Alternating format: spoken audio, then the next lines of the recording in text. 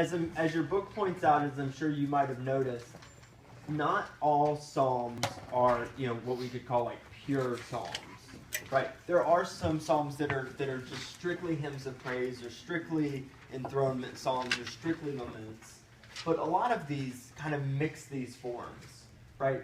These categories that we're working with are categories that later scholars have kind of come up with to kind of help make sense of the psalms, right? It's a later kind of, like, they're not working so much, I don't want to say this. There is some kind of general form that if you are writing a lament, like we'll see, there's kind of these points that you will definitely hit in writing your lament. But think about it in the sense of how people define genres, like music genre, right? It's like, okay, this is country, okay, this is pop, okay, this is kind of pop country, okay, this is rock, this is rap, okay, this kind of like straddles the line, right? Psalms are going to do that too, right? There's these general kind of categories that if you want to do a hymn of praise or you want to do a lament, you'll make sure to hit certain notes. But at the same time, with a lot of these psalms, what we'll see is they kind of straddle these lines as well. Okay, so what I want to do for us is I've got our little NRSV up here and ready. And what I'd like to do is just have each of you kind of come up, tell me the psalm that you did for the. Actually, we can just have you sit and kind of look at it, unless you want to point us to a particular place, and kind of show us why you identified a psalm a certain way. Okay, so let's start with the hymns of praise. Okay, and after we've gone through these, we'll kind of we'll brainstorm kind of what those markers were that we saw, those similarities between the different psalms were. Oops, told it to mute instead of told it to turn on. Okay, who are my hymns of praise people? All right, you got one. Which psalm did you choose? I can't remember which one. I just found out 30 minutes ago. I think it was 149. Let's try 149. Whoops. We have to submit something. Or you could bring it to class. Oh. Either way. Were we supposed to take 7 psalms and 7 hymns of praise, or just? No, you were supposed to find one for each category. So you found one hymn of praise, one thanksgiving, one royal, so on. Okay, so Psalm 149. What made you look to Psalm 149 here as a hymn of praise? Well, obviously you can look at the verse itself. Just right there, it says, "Praise the Lord, sing to the Lord a new song." The author is obviously trying to give praise unto God and bring glory to His name. Good. Were there any other? So this repetition and this kind of, in a sense, like a command to praise, right? Again, remember we talked about the communal nature of these songs. There was one that I chose, and I don't remember which one it was, but it was actually commanding Israel to be thankful to God.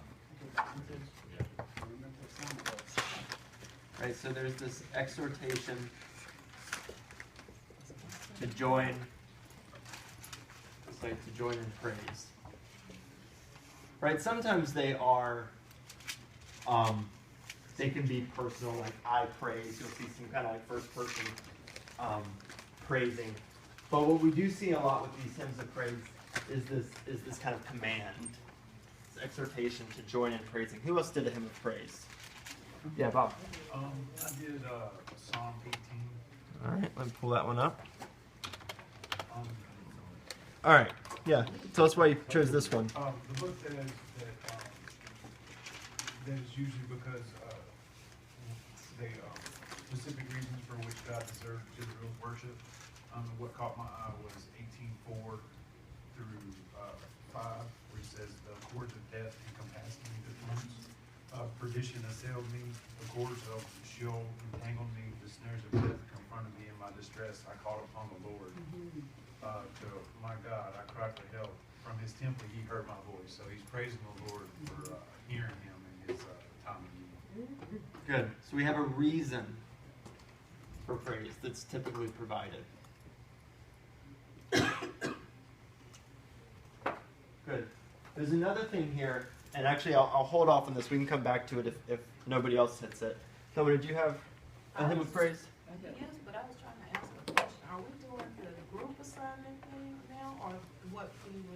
The form criticism that was assigned, yeah. Well, they're the same thing. We'll clarify the assignment later if you need to. Did you do a hymn of praise? I did on the Psalms 111. It's a song in which the congregations praise to the Lord for all of his wonderful glory and work through all the nation.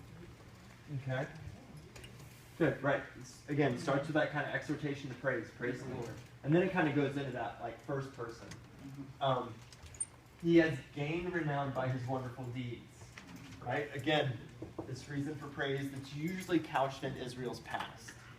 Right? Looking back to the past, saying, here's what Yahweh has done, and here's why we are praising. Let's see if this one has what I was looking for in the other one. I don't know if this one has it as clearly. Let me go back to Psalm 118 for another thing that we see a lot with these Psalms of praise and thanksgiving. Scroll down here. Notice how much we have creation kind of talked about within these Psalms of praise, right? The earth reeled and rocked, the foundations of the mountains. We have smoke. He bowed the heavens and came down. Thick darkness was under his feet. Right, creation features prominently in hymns of praise and thanksgiving. It's another feature of this type of psalm. It does what? Creation of what? It features prominently. You'll see a lot of creation imagery come up in these hymns of praise and thanksgiving.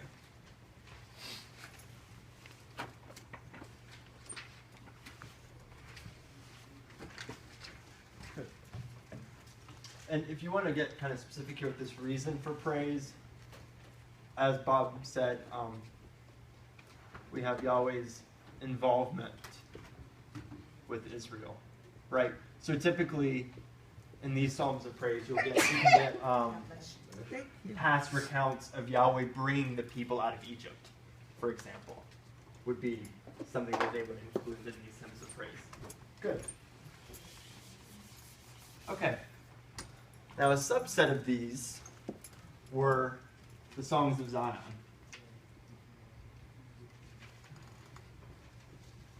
Who did I assign Songs of Zion to? All right, Rohan, which psalm did you get? I used Psalm 48. Perfect. What made you identify this as a Psalm of Zion, other than the title that they gave it? Well, since the Song of Zion is like a subset of songs which centers around the city of God or death of Jerusalem, I use Psalm 48 because it begins with, "Great is the Lord and greatly to be praised in the city of our God, his holy mountain. Beautiful elevation is the joy of all earth," which clearly much praise is centered towards the holy land that Yahweh created. Cool. Awesome. This is dead on. So, when you're looking at Songs of Zion, right, these are normally going to be based in some kind of royal ideology. So what covenant would you say Songs of Zion would probably be emphasizing? Good. Davidic covenant. Which call it DC, right? The Davidic covenant. Right? You'll get phrases like this: city of our God, or city of God, holy mountain. Right? Mount Zion. You'll see psalms that'll talk about ascending a hill. Right? So this language of, we can say hill, mountain, or city, right? Holy city, or city of our God. These are all going to be references to Zion, right? So if you're reading a psalm and it starts talking about ascending a hill, right, or a holy mountain, chances are you're talking about Zion, and you're looking at a hymn of Zion, and so your ears should start getting perked up for, okay, what parts of the Davidic covenant might be referenced here? How is this engaging with that Davidic covenant? Good. Who else had a song of... I'm sorry, what psalm is that again? This is 848, yeah. Who else had a song of Zion? Okay, Thelma, yeah. Psalm 87.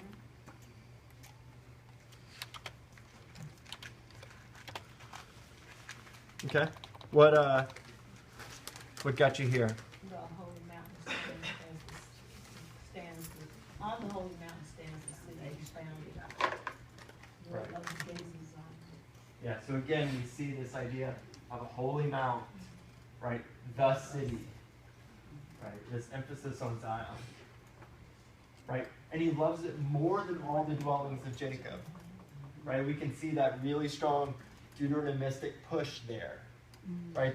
That this is what's important. Zion is what is important, right? God loves it more than every other place, right?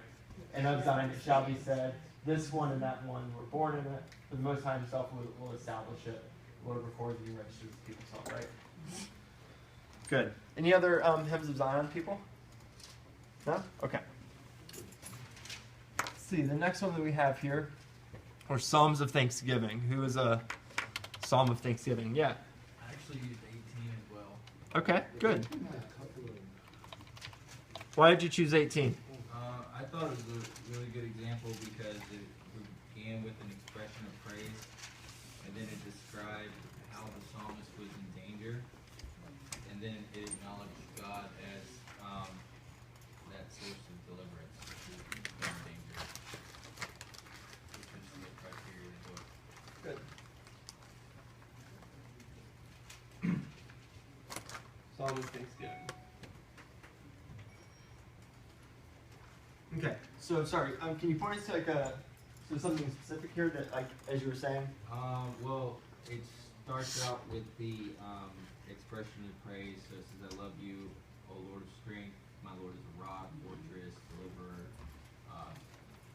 One I take refuge, blah, blah, blah. And then, sorry.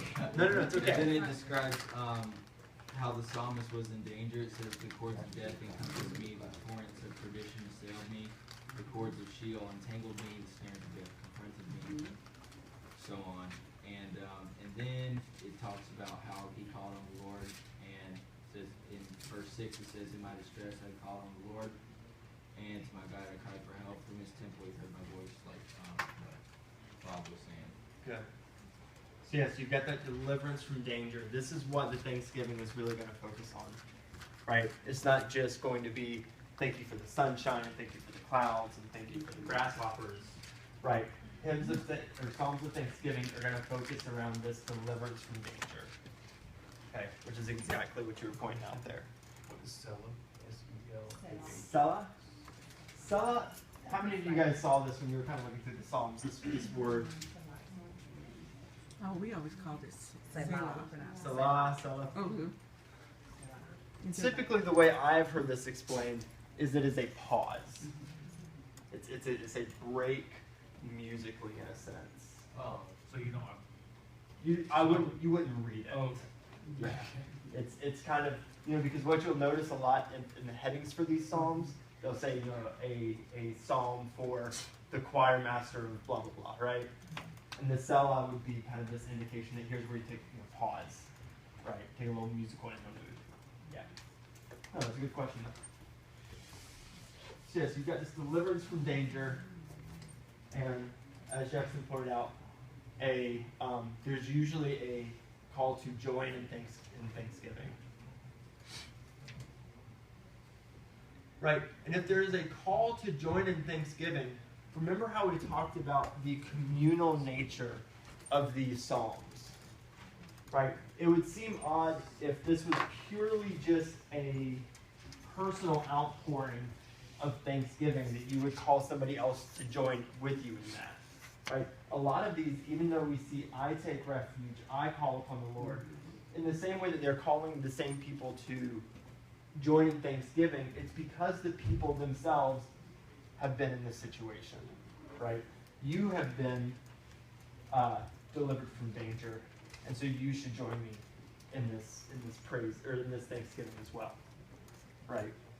So again, we need to keep in mind with these psalms, as difficult as it is, given how frequently we have singular pronouns, to kind of remember the communal nature of these, right? That this is the worship book, the liturgy of the community. Good. Were there any other Psalms of Thanksgiving? People?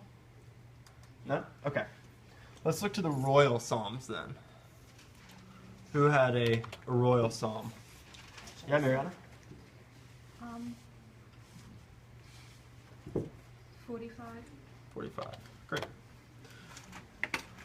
What made you call this a royal Well, psalm? 16, 17 verses say, in the place of ancestors, you, O king, shall have sons.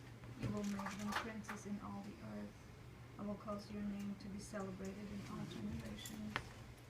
Therefore the peoples will praise you forever and ever. Good. So here we have a focus in our royal psalms on the king.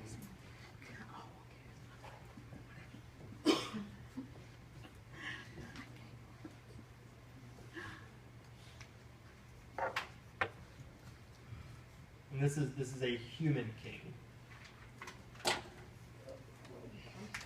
Right? We're not talking metaphorically here about God. We're talking very much about Israel's physical king. Right? A human king. Good. Who else had one of these? I chose Psalm 110. 110? Okay. Pull that one up. What made you choose this one? Recognizing that God as king, but he also used David as the anointed king here again. That was the humanistic of it. Mm-hmm. Someone actually being in the flesh.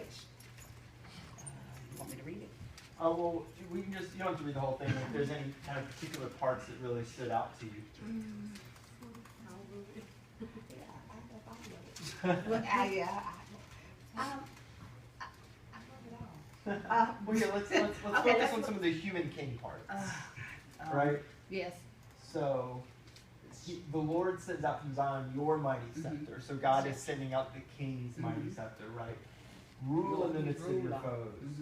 Your people, right, the king's people, will offer themselves willingly on the day you lead your forces on the holy mountains. Here we have, it's kind of reference, like kind of hinting at Zion again.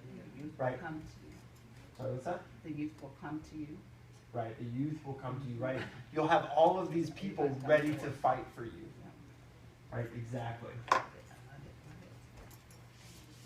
So this emphasis on the royalty. Let's. Is there anybody else with the royal psalms? Yeah. I chose Psalm 89. Okay. 54. Let's look at 89.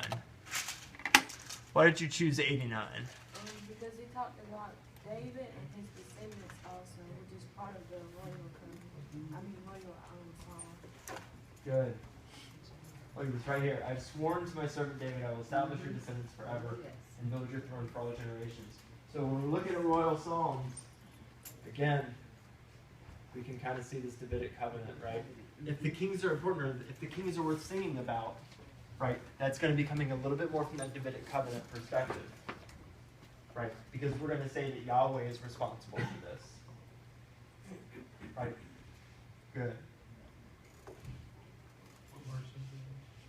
I don't have the verses up here. I can. Chapter 89. This is chapter 89. It's probably three or four. Yeah. Good. Right. Good. I want to go back real quick to 45.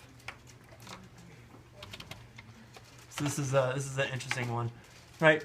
The title here is not in the Hebrew, so kind of be aware of that when you're reading the Psalms. If you see these little titles, those aren't in the Hebrew. Now, when it says to the leader, according to Lily's, right, that is there in the Hebrew. So apparently, maybe there's a song that is like commonly well known, right? It'd be like, say sing this song to the tune of Amazing Grace or something like that, right? So they're referencing another song. But notice here, this is for a royal wedding, right? That's so when we think about that nice little phrase, if you remember way back when the Sitz and Laban, the life setting of this, like this is the time when this would be sung, right? You don't just gather together in your home and sing this, right? This is sung for a royal wedding, right? You're the most handsome of men. Grace is poured upon your lips. Therefore, God has blessed you. In your majesty, ride on victoriously. Right, so you have this king and this prince, or this prince and princess getting married, right? Because now it switches over. Hear, O daughter, consider it and incline your ear. Forget your people and your father's house, and the king will desire your beauty, right? Leave your household, right? So this is very much for a royal wedding. So it's, again, like really good to put these psalms in context, right? Recognizing that we have these clues to when these things would be sung and the kind of situation that's going on there. Good. Now, let's shift from that to enthronement psalms. Who has an enthronement psalm? Somebody has them. Psalm 47. I mean, yeah, I don't have one, but I have one. Okay, well, let's pull up Psalm 47. Oh, that's the same one I have. Why is Psalm 47 an enthronement psalm? I put because the psalmist tells the people to clap their hands because the Lord, the Most High, is the great King over all the earth. And he calls for singing of praises to God, who is the King over all nations. Good. My answer exactly. With the enthronement psalms, and these are going to be kind of tricky to keep straight in your head. An enthronement psalm, Yahweh is king.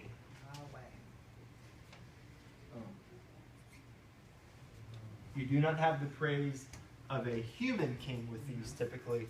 You see this much stronger emphasis on the fact that Yahweh is king. And it's debatable whether or not these are going to be written after the exile or during the exile when Israel has no king, right? Or if it's just representing another tradition that's kind of at the same time of the kingship, right? Because what covenant would this be emphasizing? The Abrahamic. Yeah. The Abrahamic covenant would be a stronger emphasis, right? So if you're looking at enthronement psalms, have your ears tuned a little bit more to the Abrahamic covenant and what's kind of included in that, right? Because here we have God is king, right? For the Lord, the Most High, is awesome, a great king over all the earth, right? Over all the earth, because God is the sole land grantor, right? You see how these pieces kind of come together, right? He subdued peoples under us and nations under our feet. This should remind you of things, you know, like Joshua, right, and so on. Okay, so this is going to be enthronement psalms. Right, this emphasis on Yahweh as being king. Good. What about psalms of wisdom and instruction? These are different altogether. Yeah. I had two that kind of stood out to me. Okay. 34 and 37.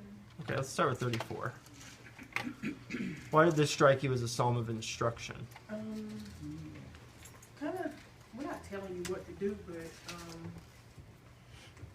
well, I can start out at 11, but what stood out to me is 13 through 15, Okay, what does it say? when it says, keep your tongue from evil and your lips from speaking deceit. Depart from evil and do good. Seek peace and pursue it. The eyes of the Lord are the righteous. Good. Right. And now, I mean, I think you are right. There is, I mean, these are called psalms of instruction. They're trying to instruct you on how to live, right? And we're going to see this especially when we look on Monday to Proverbs, right? So what we see here is this emphasis on wisdom. Okay.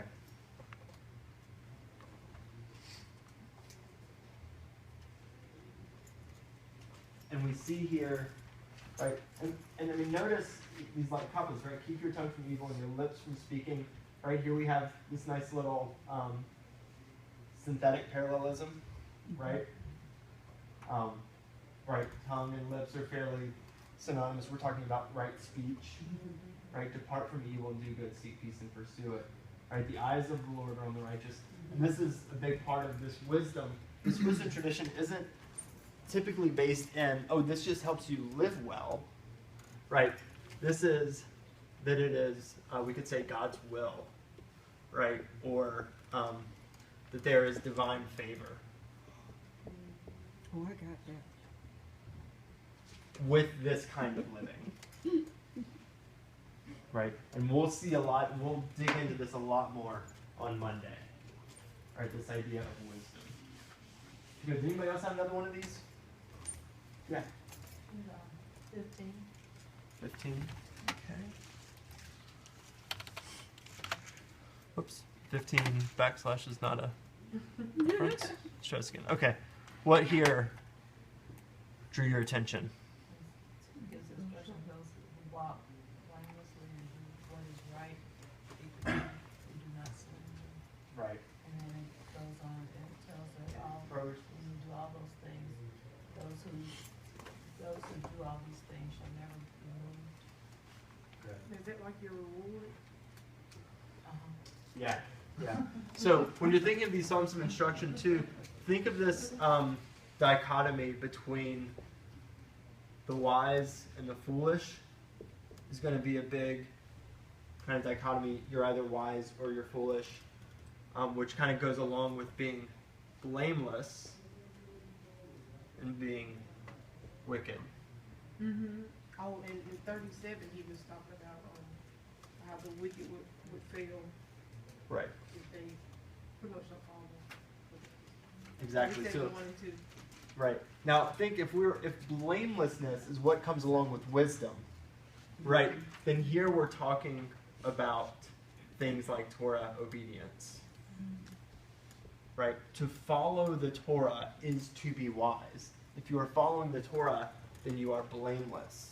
To not follow the Torah instruction is to be foolish and to be wicked. So you see how these kind of concepts are coming together too. Good. Finally, real quick too, just for reference, the longest psalm and the longest chapter in the whole Hebrew Bible, 119, is a psalm of instruction, right? Because notice what is happening, what's the emphasis here is, right? That emphasis on the Torah, right? And so you have this absolutely massive psalm that goes on praising the praising the Torah and saying this is what it is to live according to the Torah, or this is what wisdom looks like. Good. Now let's finally turn to laments. Who has laments? Yeah. 13. Good. Why did you call this a lament? Because judging from the text in the textbook and when you broke it down on the extra credit, it literally goes like part for part. Cool. What's Okay, give me a couple parts. Invocation that addresses God how long, O Lord, consider me and answer me, O Lord. The complaint is that whole first section. Right. Mm-hmm. And then the trust and confidence in God is, but I trusted in your steadfast love, my heart shall rejoice in your salvation. Right. The petition, after consider me and answer me, give light to my eyes, or I will sleep the sleep of death, and my enemy will say I've prevailed. And then thanksgiving is the last verse. I will sing to the Lord because He has dealt bountifully to me. Good. With these laments, we're gonna. I think you're exactly right. Psalm 113 lays out each of these. Focus on. So we have this. We are talking directly to God, right? So these laments are directed to God. Directed to God. And it kind of sounds like most of them are coming out of pain or something, like some type of anguish. Yeah. No, exactly. Because they hinge on that complaint. Right? Lament, to lament something is to, woe is me, right? It's not just to complain about it, but you are saying it's like coupled with that sadness. Right? And then we have, so we're like saying, hey God, here's the problem, right? And then you're going to have this petition, right? This asking God to help you. And then after that, in a sense, what we see is like, you'll see trust or calling God to remember. We'll see it a lot. So the psalmist is almost saying, oh God, here's my complaint. Please help me because you've done it in the past. Hint, hint, do it again. Or I trust you. Hint, hint, don't let me down. Right? So we kind of, it usually closes with some line of trust or calling God to remember. Right. Good. And again, with these laments, these are just like these thanksgivings. In the same sense that we have this I here, we need to remember that these are oftentimes very communal. Right? This person is writing in the first person, but it's very much speaking for the community. Okay. Because what the Psalms are interesting is that the Psalms are very much the people talking to God. You know, we just moved through this entire prophet section where it's like, thus says the Lord. Here's the word of the Lord to the people. The Psalms represent this very interesting flip side to that, right? The people speaking back, right? The people's kind of expression of that.